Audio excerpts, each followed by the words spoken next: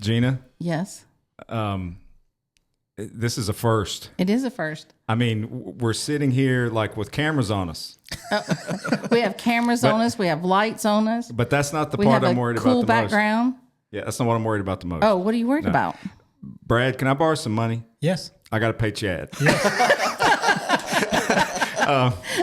We're here at Ramble Trailer Works, We're just listener, going to pass it on down. and we're picking up our Airstream after being at Ramble Trailer Works Greensboro for the past week. And it's going to be another exciting episode of The Riveted with Chris and Gina. Here we are. Hold on tight, everybody.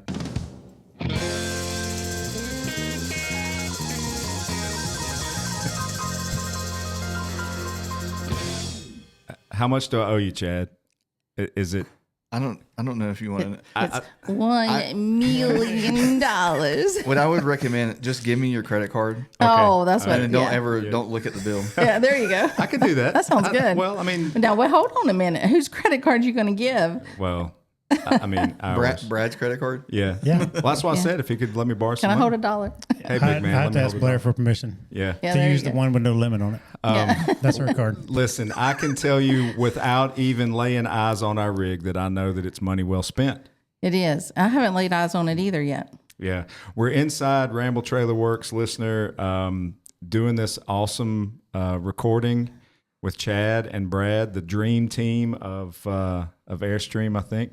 But we are so excited to get our rig back after a week. It has been, how long has it been since we have been without it for that long, Gina? A long time. Only one time that I can think of, which it was still in our possession. We just had flown to North Carolina for the weekend. Yeah. So that was about, what, 4 nights? I think. Yeah. I was shocked when you said you can have it for a week. And I was like, Yeah. really? Yeah. Well, it's important. It's necessary because after almost 9 years, there's some TLC that we It needed. did need some And TLC, there and we was- didn't want anyone rushing through that at all. There was, and so I mean, it worked out perfect. But Yeah. listener, if you're listening to this episode and you haven't already learned about Ramble Trailer Works, this episode's for you. Ramble. Yes. So Chad Watson has been on our podcast in the I want past. to know why everybody keeps laughing. It's just this whole thing. He's been on our podcast in the past, but it's been not even a year. No, because it was at International, I think, was the last August. time.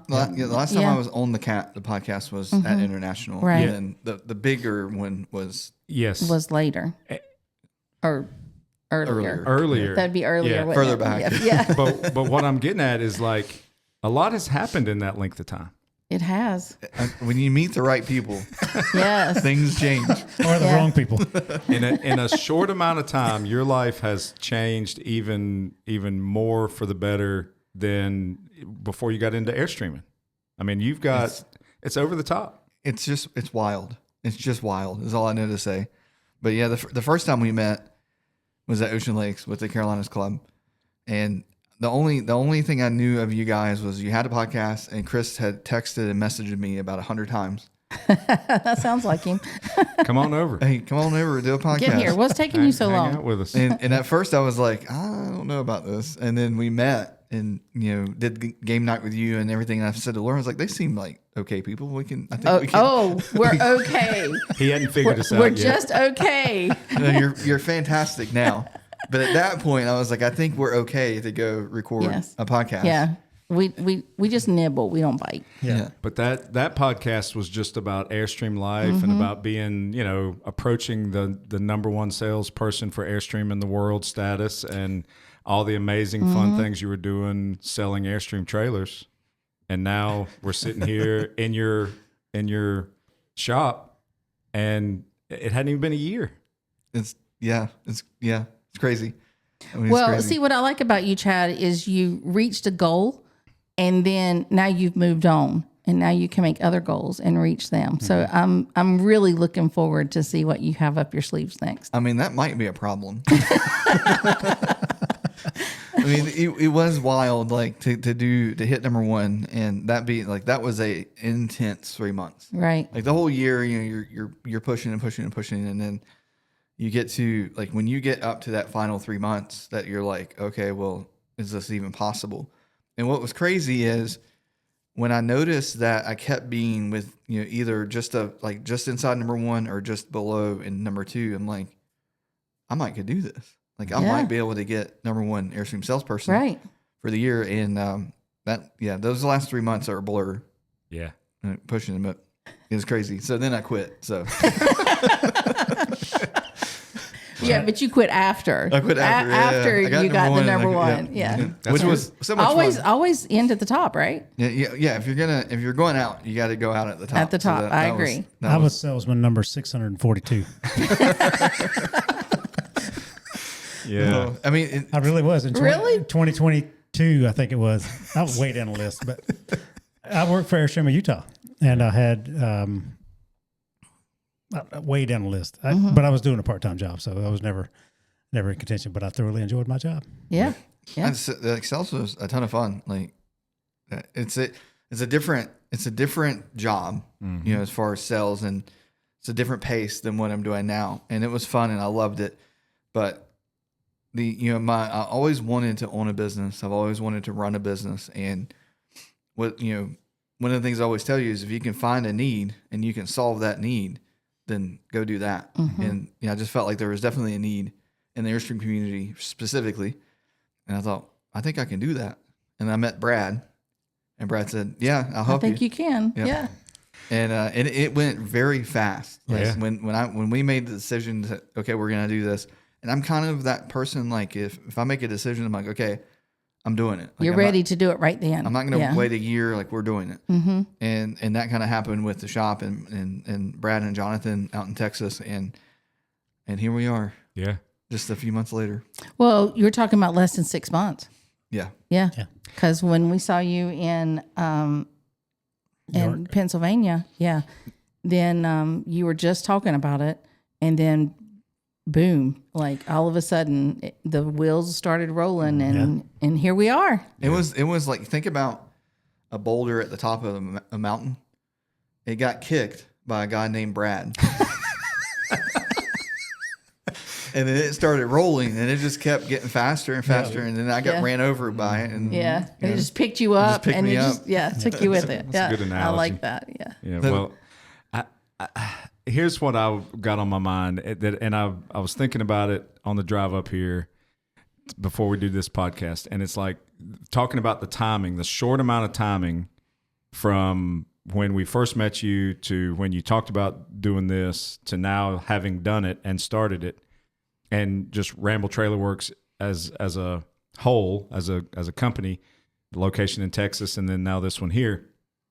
And you mentioned if you could find a need. So there obviously is a need, because just round numbers, how many trailers are currently sitting on the property either here or at Texas at Ramble Trailer Works right now? There's between 15 and 20, I think. Yes. Yeah. Right now at this recording between the two locations, and they're in service or in process of some form or fashion for the type services that you guys do. Yes. Yeah. And That's you beautiful. hadn't even been in business a year, but you've already been in business enough that you've already done a tremendous amount of trailers, and they're out on the road, happy customers. You got more coming in.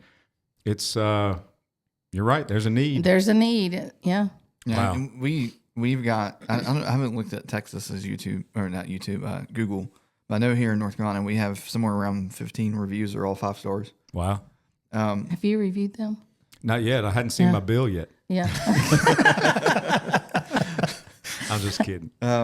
It's I will say, as a smaller shop, it is a lot easier to try to make sure everyone's taken care of. Yes. As you grow and you become bigger, it's a little bit easier if you have the processes in place to kind of miss things, and then you have an upset customer, and that's going to come. Like there's going to come a point where we have somebody leave a 2-star review, and then we'll have to get in there and try to figure out what's going on and try to make it right. But that's a commitment that we're not going to be perfect. We can't be perfect. We're human, but we're going to do everything we can to make it right, and whatever that looks like for that moment. Yeah, and doing it at the level of service that you are setting for yourselves, trying to meet that perfection. I mean, it's one thing to just barely get it done, but you guys are trying to take it to the next level and inform customers during the process, be more transparent, be more, hands-on, make sure the customer knows what is happening at all times with their rig. Yeah, we are. And I'm going to tell you, it's not easy. Like No. there's been already a couple of times where I'll get a text through the system and it's like, hey, I haven't heard anything. And I'm like, oh man, like we totally have not updated them on anything. So then, we'll like, oh, okay, here's where we are. Like, this is what's going on. That's good. You don't text them back and go, I'm sorry, who are you? Yeah. Wait, did you have a rig here? You have an Airstream? we dropped our rig off on Monday afternoon, and I told him we could have it all week. And then on Tuesday, I text through the system and I said, hey, just checking to see if ours is done or not. We have a reservation tonight. He did. I legitimately had a heart attack. Did you really? Because I'm like, well, I mean, it's you guys. Like, Yeah. there's like, I want everyone to have a great experience. Like, especially want you to have a great experience. And I'm like, how did I miss that? Yeah. They said I could have it until Friday. Did they say? Was that somebody else? I mean, the day you dropped off, too, I think we had 4 rigs drop off that day. It was a very busy day. They were pulling in behind us. Yeah. It was awesome. I told Chris whenever he was, of course, Chris starts laughing about something before he actually starts it. Oh, yeah. Kind of like the podcast today. And I was like, Chris, what are you doing? And he's like, just wait a minute, and he's in there just cracking up. And then I hear a text send and I'm like, what are you up to, Chris? Yeah. And so he read me the text. I said, oh, I hope he knows that you're just kidding. I said, that'll put him in a panic. And then it was less than 5 minutes. Chad calls me back and he's like, were you serious about that? Speaking of a need, we were doing some video call the other day with potential business partners, and they had been to a rally out in California, and they said 200 people sitting in the audience, and the question was asked: if in the last month, if you have been to get service at a dealership, raise your hand. 30 hands went up. Of the 30 of you with your hands up out of these 200 people, how many of you were happy with your service? Keep your hand up. Every hand went down. Oh, wow. Yeah. That says a lot right there, doesn't it? Yeah. And then the second question was, if you have been to a independent shop, so a Ronnie, a Ramble, a Vinny's, Midwest, wherever you've gone, how many of you had that in the last month? Whatever number of hands went up. Of those people, how many of you were happy with your service? Every hand stayed up. Wow. That's awesome. So the need, it's just speaking of the need for this type of environment or this type of shop, I think that's what people buy Airstream. They buy Airstream for the community. Chad has said it best, like the best part of having an Airstream is the community, and the price of entry is owning an Airstream. But when you invest that much time and money into something that's like this, you want that type of service on the backside too. Right. And it's very difficult as a dealership to have that. Very difficult to find a good technician and to find the communication piece, and then all the steps that are there. Like here, it's great because you can walk in and talk to the person who's touching your trailer, and you can see it, and it's just kind of one trailer at a time, 2 trailers at a time thing, where you're not overwhelmed and waiting on parts and waiting on warranty approval, which takes forever to dealership. I mean, people do not understand that very well. Whereas here, we're doing a build, so it's and they're doing upgrades that they want to do, not necessarily stuff that was broken and getting fixed. Right. Yeah. We're in the dealership business. You have customer pay, extended warranty, and warranty. Yep. Extended warranty is through your, the thing you buy when you're buying the Airstream, and then warranty is through the manufacturer. Customer pay is the easiest because, like, you guys got a clear glass window. Well, you're paying for that window. It's in stock. I've got everything I need to do it. I don't have to call anybody and say, hey, is this approved? Like, no, you approved it. You said, yeah, I want this. And we put it on.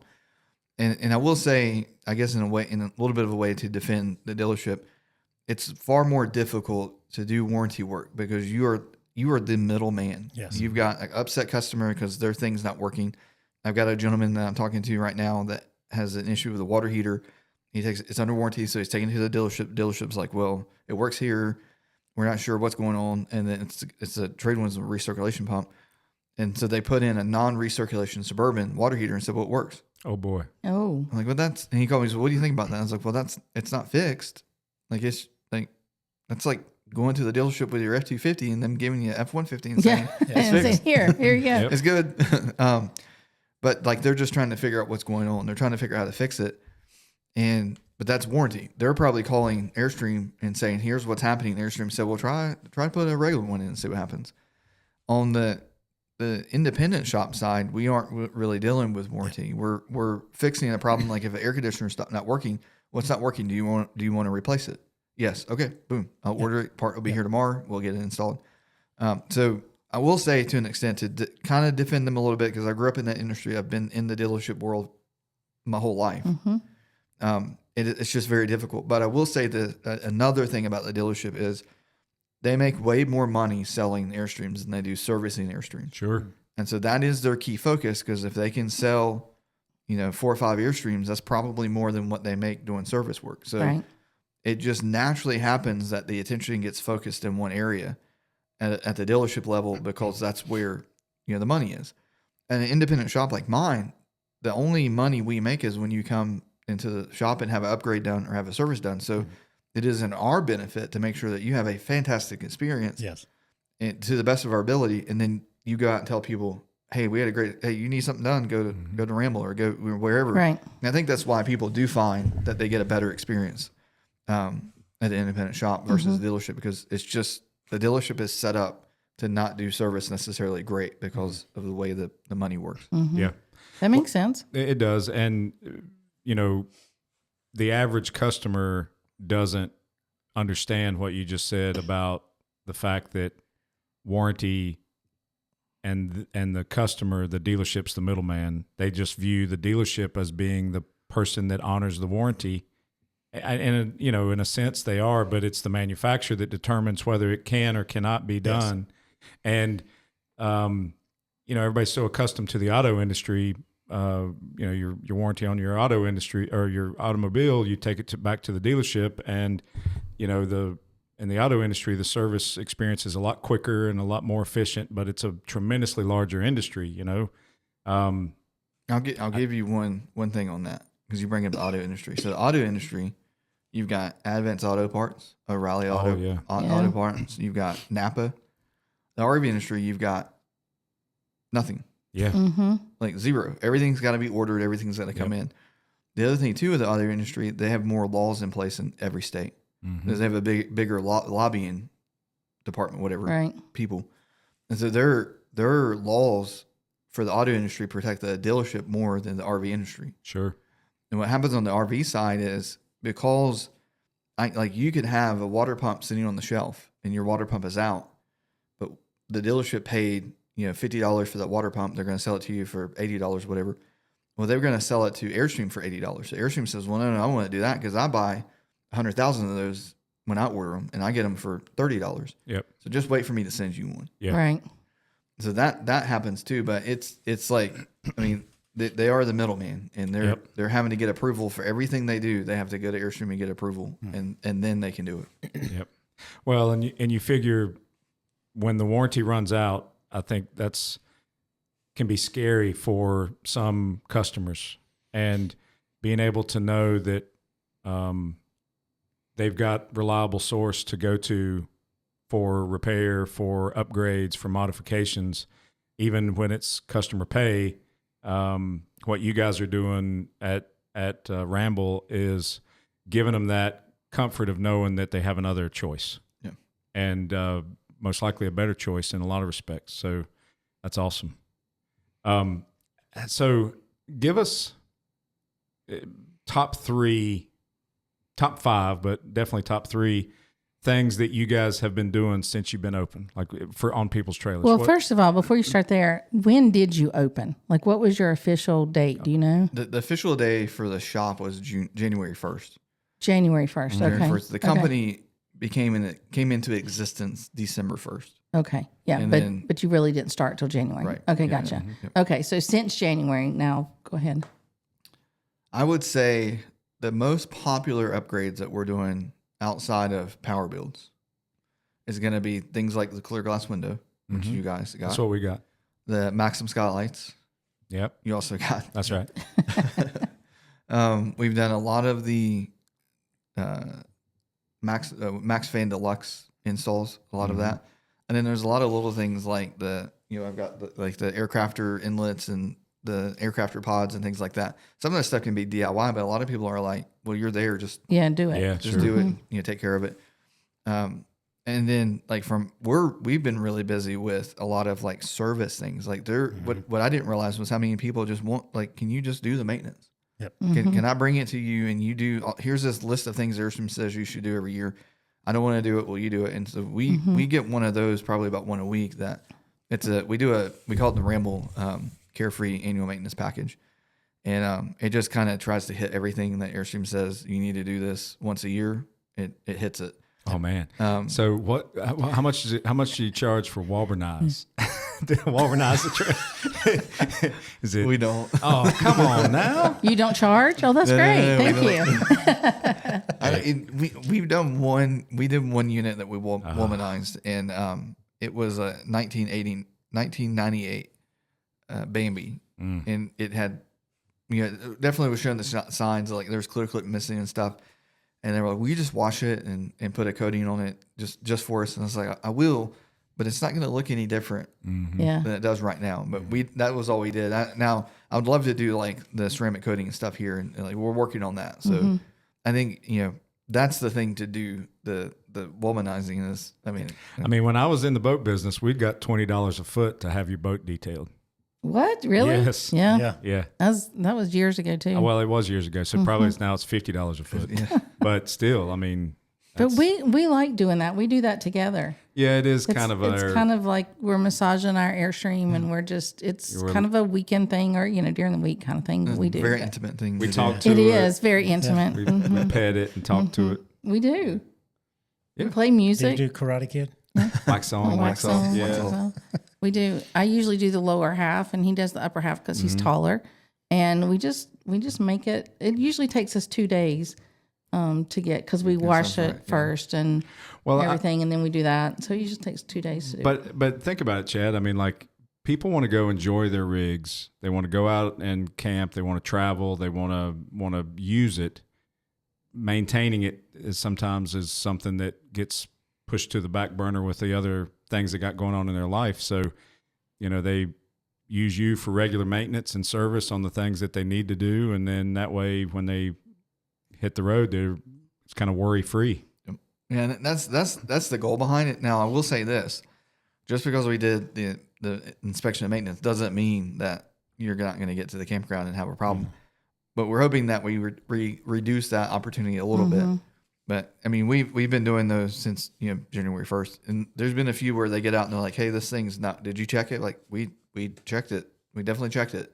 Yeah. Like I've got the pictures and that we do a little inspection form that the technician fills out. So like he's collecting the temperatures of the freezer, refrigerator, what the air conditioner is producing on air conditioning or heat pump in the furnace, and all that kind of stuff. But they're going down the road sometimes at 65, 70 miles per hour. It's like with hurricane winds. So we're doing our best to catch everything, but it doesn't mean that something won't pop up. But it's better than that's doing in nothing. anything though. Yeah, that's in anything. I pride myself on taking care of my rig pretty good, and like knowing what all's going on with it and stuff. And I came rolling in here on Monday for the things we wanted to have done, and it's out in the parking lot, and Chad and it's your service manager Chris, right? Chris. They're out there. They do a quick little walk around, and I'm confident that everything's good.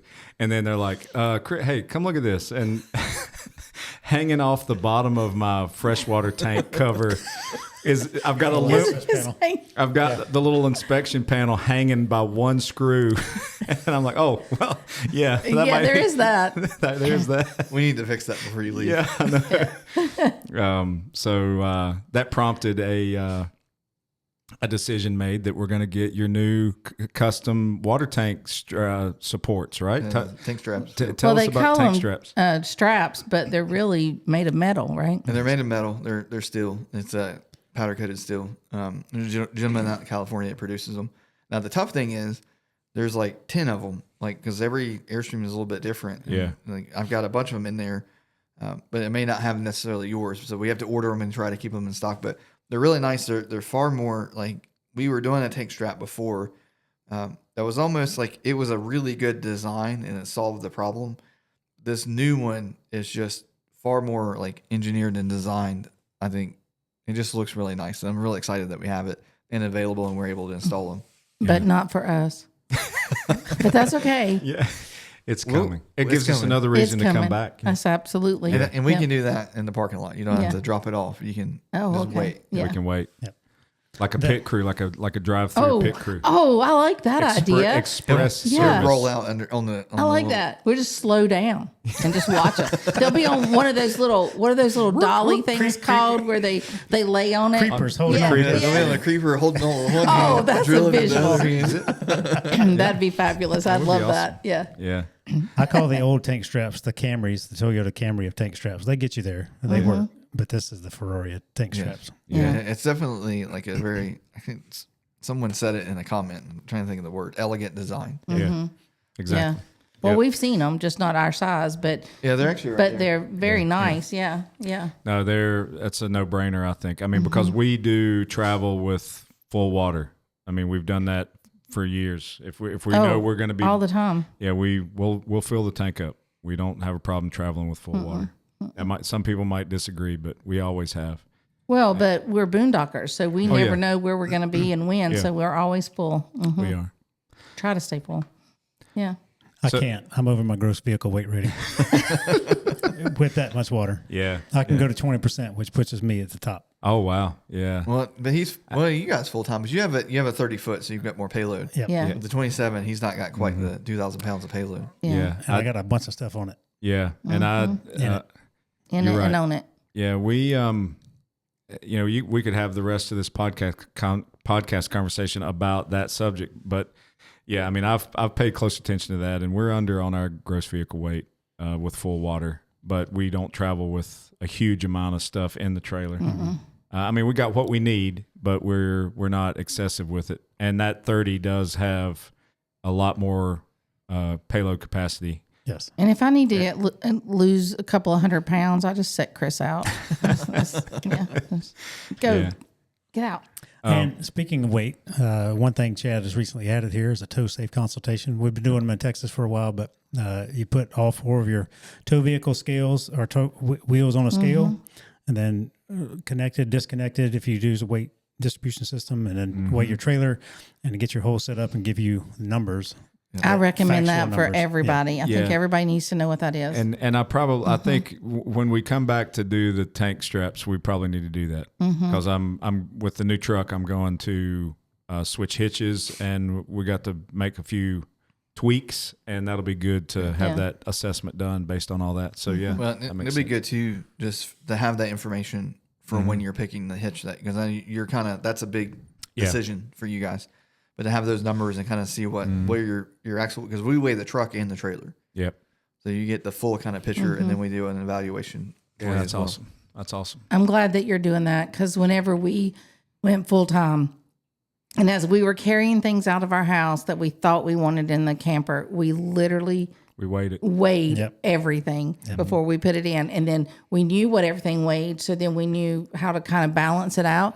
And then we went to the truck scales and we did the truck and the rig and then just the rig and to figure it out. So I'm glad that you have the things here and in Texas too to do. Yeah. And doing it with each wheel like that's important too. So that's awesome. Yeah, you get to see each wheel's weight, That's great. which is kind of funny because we did one recently, and I was like, "What have you got on the curbside front wheel?"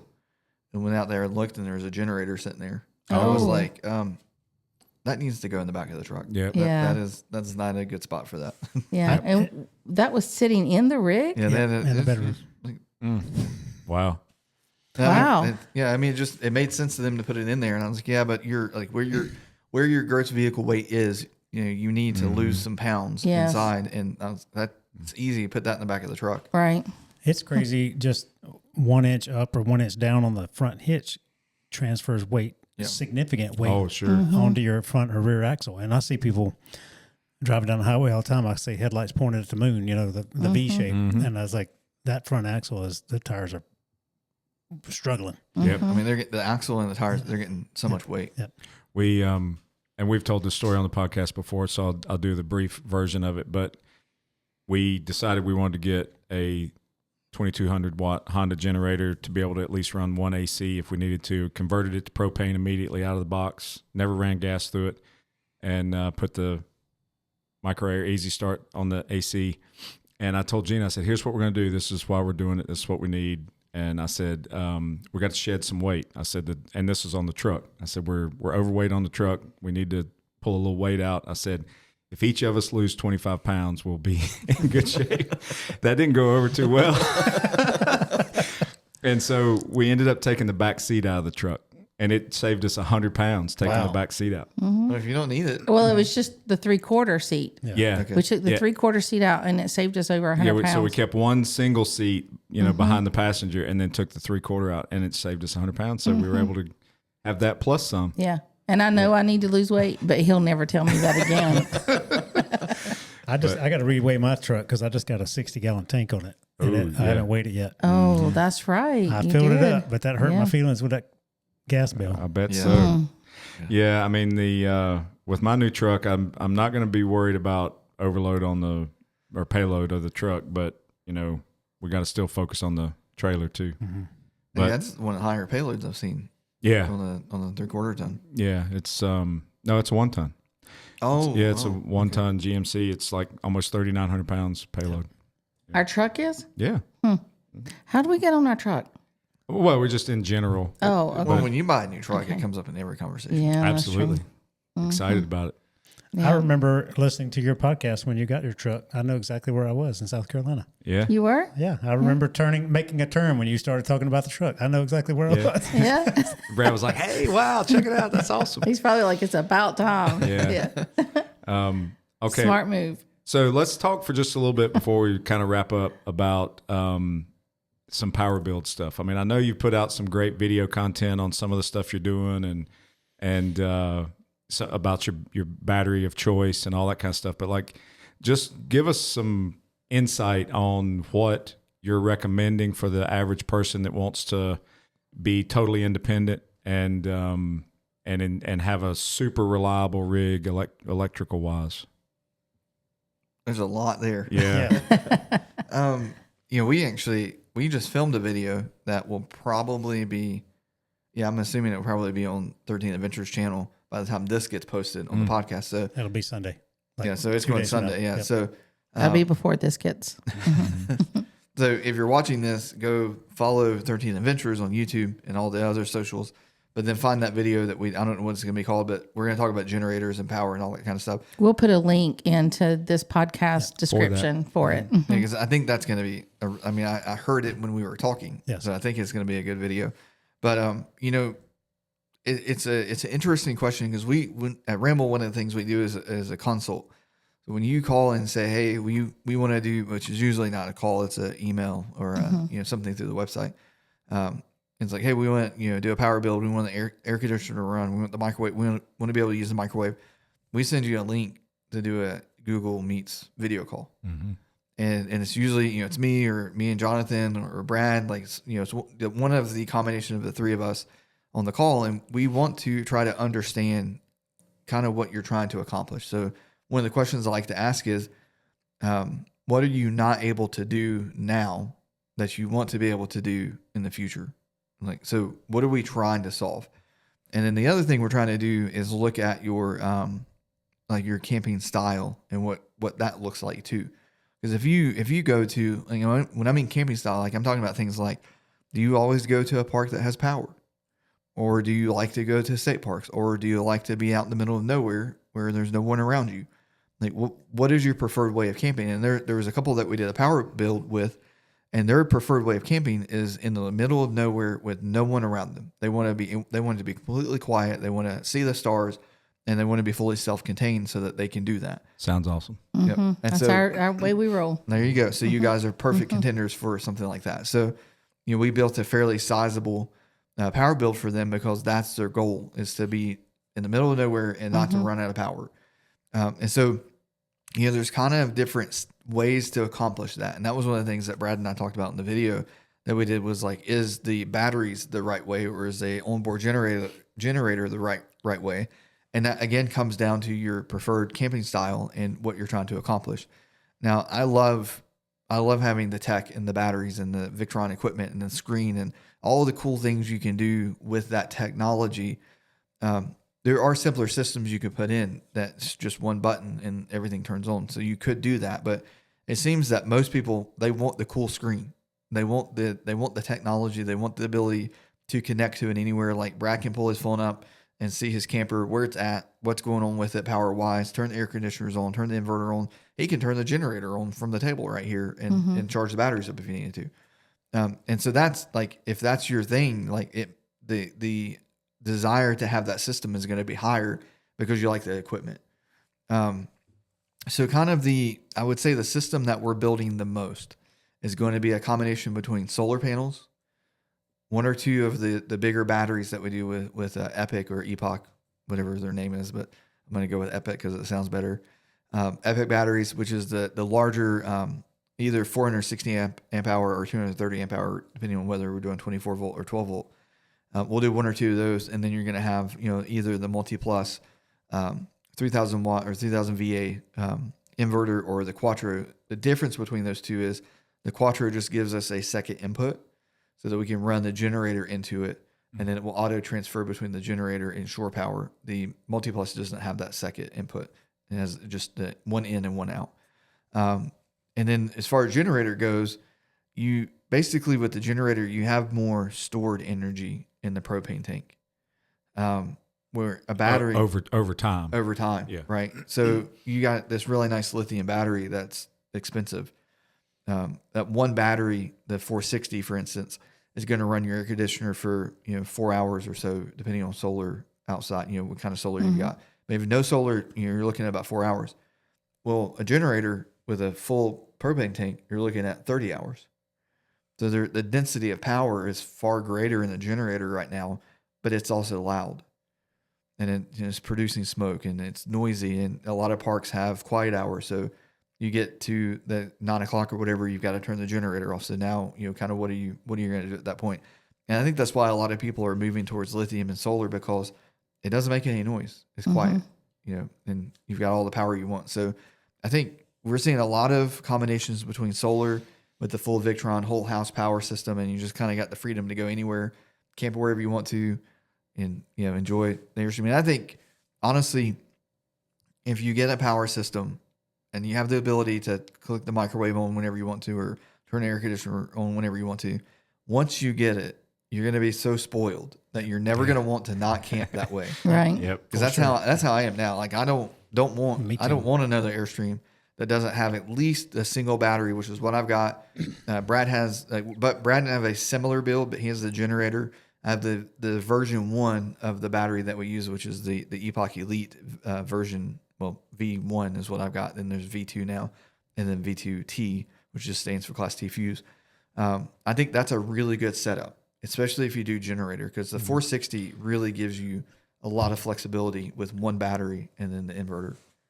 Well, and to expand on your point there about once you're able to push that button and run microwave, run the coffee pot, whatever, in the camping environment you're in where you get the ability to do that, that's what you're going to want to do more of. Oh, yeah, I think so. You can change the way you camp. It changed the way I camp. Oh, yeah. Yeah. I mean, same here. We had never went to a state park that didn't have power because we didn't have power. Like we had 2 AGM batteries. Like just kind of a lot of people have that. The older campers that had AGM. That's what they came with. That's what they came with. So that's what we had. And it was probably the original batteries that came with it. And so I was like, well, we go to a park because that's what we're limited to. But now we've got a full power build we don't have a generator. I want a generator, we don't have one. And like we went to Dalton Park. It was fantastic. It was so quiet. There's nobody around, like, because nobody wants to go camp at a park that doesn't have power. So we're like the only ones there. Yeah. It was fantastic. And then on the way back, I tell this story all the time. If you've been on the consult with me, you've heard me tell this story. But we're the morning we leave, we get up and I said to Laura, let's leave in time so that we can stop at one of the overlooks on the Blue Ridge Parkway and we'll eat lunch there. So we're driving and I see one and we pull off and I kind of got as far, towards the roadside, could leave space behind us. And then, but got the back end of our front bed kind of pointed towards the view. Mm-hmm. And I'm sitting there, I've got all the windows open, the curb, all the windows and everything. Laura's over in the kitchen, microwaving stuff and, cooking and kind of making sandwiches and stuff. And we sit down and we're eating. And she looks at me and goes, I get it. This is really cool. Yes. I was like, yeah, we couldn't do this if I hadn't spent all that time putting the batteries in, Right. Yeah. And it's just like to be able to do that. And, we could have turned the air conditioner on if we wanted to. And the second story I tell is on the way home from international. So we just drove home. It was like whatever, 8 hours. We just drove straight home. But we were going through, I have no idea where it was, but we're going through this area and we passed this really cool like barn that was a circle and it had been turned into like a little visitor kind of shop / thing to kind of showcase what this used to be. And then on the left, there was a dog jumping contest going on. So I'm like, we have got to stop. Yeah. Like there is so much happening here. Dog jumping. Yeah, they were jumping like in a pool, over- into a pool. Oh, To see how far they can jump. Yeah. okay. I've And it never was heard of like- that. Okay. Yeah, I mean, it was a whole thing. So Yeah. I'm like, we got to stop. We need to see this. This is great content, Yeah. kind of thing. And so we turn around, we come back. I go inside the camper, turn the inverter on, turn the air conditioner on because we have a dog. We travel with Rosie, and we throw Rosie in the back of the camper with the air conditioner running. We go in, we tour the thing together. We go over and watch the dogs jump into the water. And then we, go back, get Rosie out, turn the air conditioner off, turn the inverter off, and we head back down the road. Mm-hmm. The thing about that is, and a lot of us travel with pets. When you want to stop and go in somewhere, you have to think about, well, what are we going to do with our pet? Right. And it's very much a first world problem, and I totally get that. But the convenience of being able to say, well, let me just turn the air conditioner on, and we'll leave her in the camper and go in and do the thing we want to do, as opposed to, well, you stay out here with Rosie, and that's how we camped originally. You stay out with Rosie with the truck running and the air conditioner going. I'll run inside and take a look around, and I'll come out and let you go inside and look around. And that's not how I Right. wanted to camp. Yeah. Yeah. Yep. It's a game changer. Chad said a key word, convenience. I say, what is your convenience budget? Mm-hmm. Right. Yeah. How much money do you want to spend to be more convenient? Because it is exceptionally convenient to just hit the button and my trailer is like it's plugged into shore power. Yep. Mm-hmm. And having a generator is great. I've made a video recently about what I would and would not do again if I bought a second trailer. And I said I would not do the generator again, but I would always do a battery and a big build. I didn't mean that I don't love my generator. I 1000% love it, and it's super convenient. But I would do a big battery build first, just because of the way we've learned to camp. And I got a big DC to DC charger, and there's a mistake about solar. What I can and can't do on solar. I have now 600 watts on my roof, but 600 watts is not a lot. If you had a 40-foot fifth wheel and you could put 1,500 watts up there, that's Oh, a yeah. lot. But 600 watts, it doesn't make that big of a difference. And if a 30-foot, you get 1,000 watts up there, even that makes a difference, but it's not a huge difference like people think it's going to be. Yeah. I mean, the most that's going to do is, when you're running the air conditioner, it's pulling 1,500 watts from the battery pack.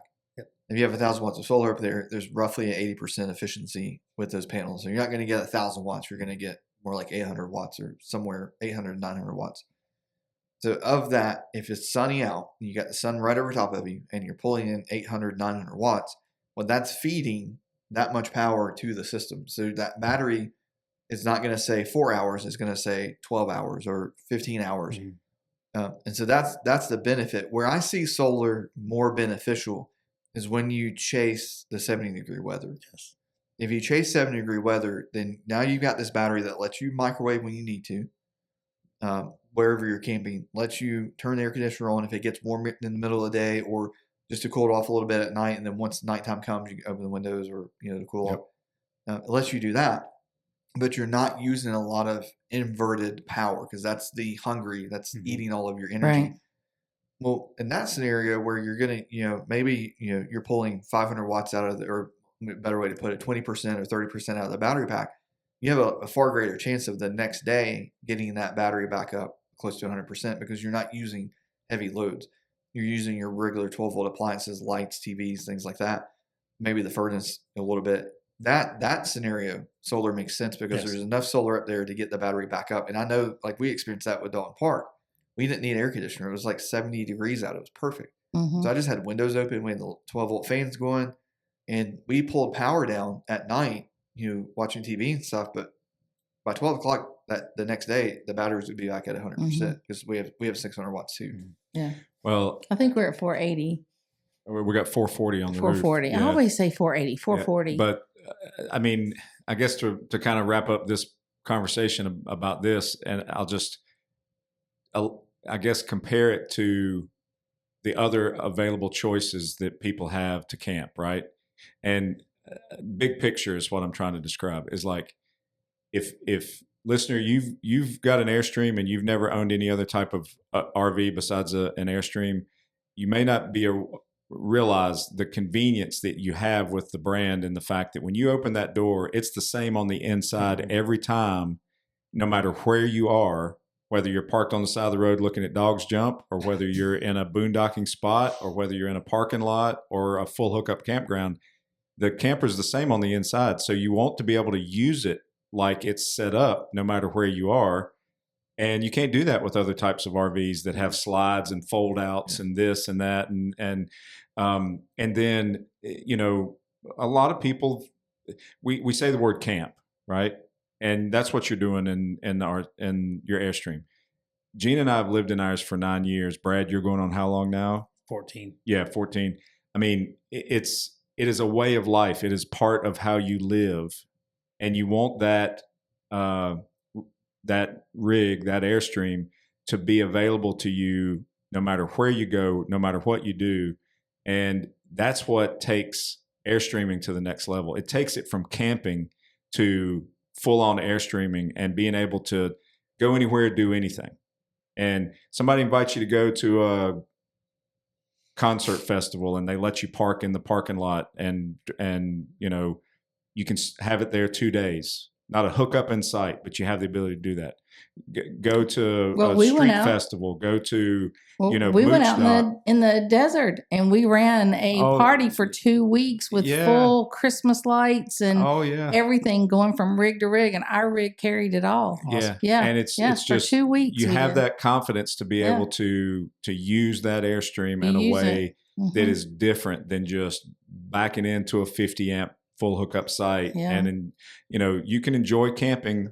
Everybody has their own way that they want to use their trailer, but taking it to the next level with the independence of having these power builds and other power choices, then your only limitation is water. Well, that's what you said there. It's a choice, and it's nice to have those choices when you're out somewhere. Mm-hmm. Yeah. It's not a necessity. Like I fully believe you can. I think Mark and Trish with KYD, like the start now, start small, or start now, start where you can. I think Start where you are. That's right. Start where you are. Mm-hmm. Like I fully believe that. Like you don't need batteries. You don't need solar. It's right. It's a convenience, like Brad said.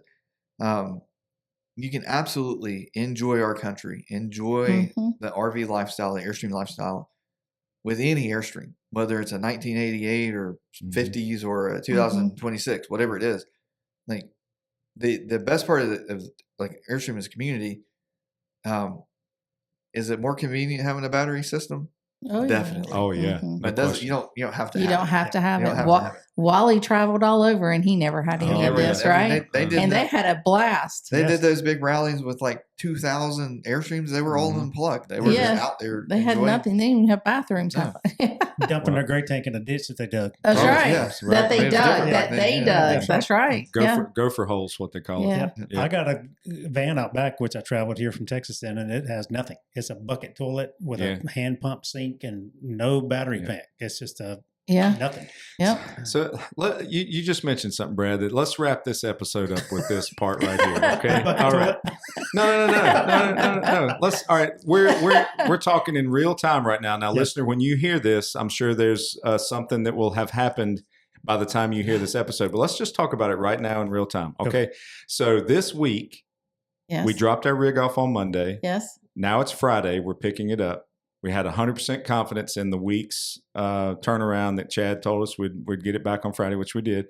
But we did not know whether Chad would be here or not because his wife Laura is expecting any day, Any second. Any second. any second. That's And why I keep looking at my watch. Yeah. I'm like, Yeah. And Is she calling? Is she calling? What's happening? so you know, Chad's getting ready to become a father. Yes. He has an awesome new business. He has a wonderful friend and asset in Brad Driver, who has come halfway across the country to man the operation while Chad's out on maternity leave or paternity leave, or how do you call it when it's the Daddy brain. huh?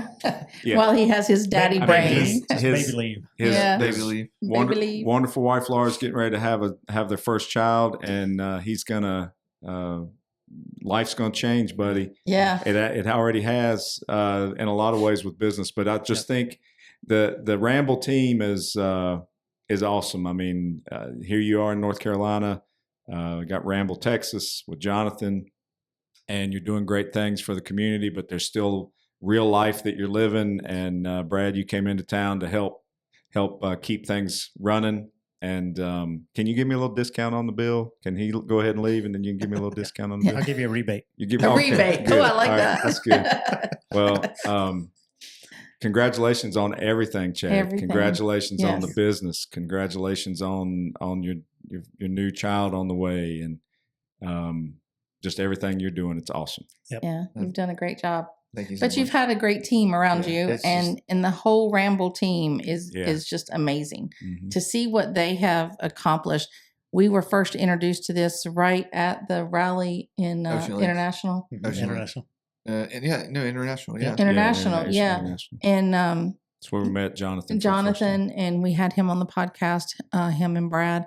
And then Chad jumps in, and then next thing you know, here we are sitting here doing a Yeah. podcast inside of Ramble, North Carolina. time. Yeah, and we had 100% confidence in getting the work done here. Absolutely.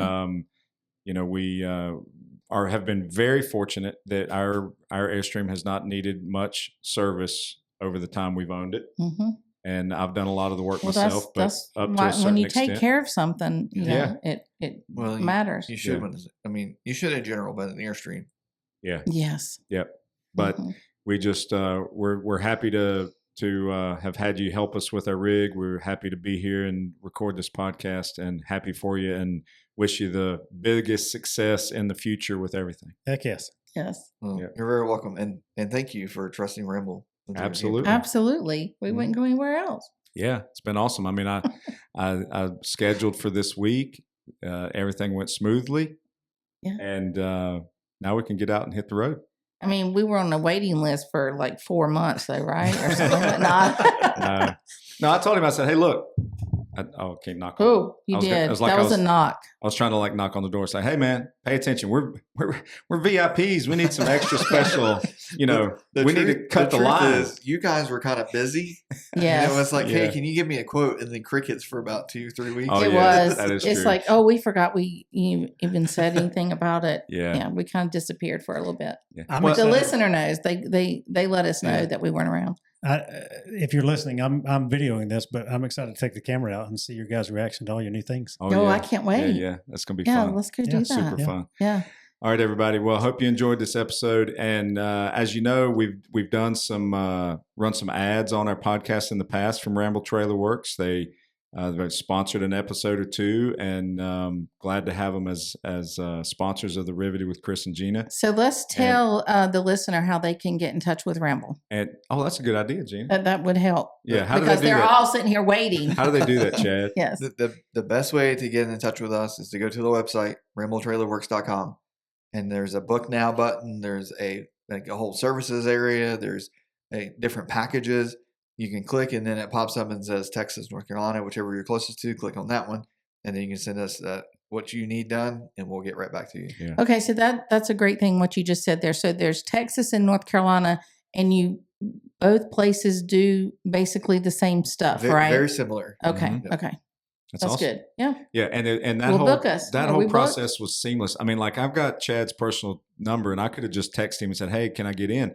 But I used You did. I did the path that the customer takes, and every aspect of it was flawless. It was I felt like I was engaging with a top quality company that knew what they were doing and gave me all the information I needed. I think a quote came back in less than 24 hours, maybe less than, I don't even know. I mean, it was fast. Yeah, it was fast, but Yeah. we were not. Yeah. Well, That would be our fault. We yeah. were not. Yeah. Okay. Well, let's wrap up now. We wrapping up? Yes, I want to go see our rig. Okay. Thank you, Chad. Thank you, Thank Brad. you. Thank y'all. you. Appreciate you. Thank you both so much. Thanks for having us. Thanks for being on the podcast, and we'll see you down the road. And okay? listener, if you come to Ramble Trailer Works, you're going to have to let us know in the comments and tell us what you had done. Absolutely. Yeah, that'd be fun. And mention us, and they'll give you a higher price. All right. See you down the road, everybody. We'll see you down the road.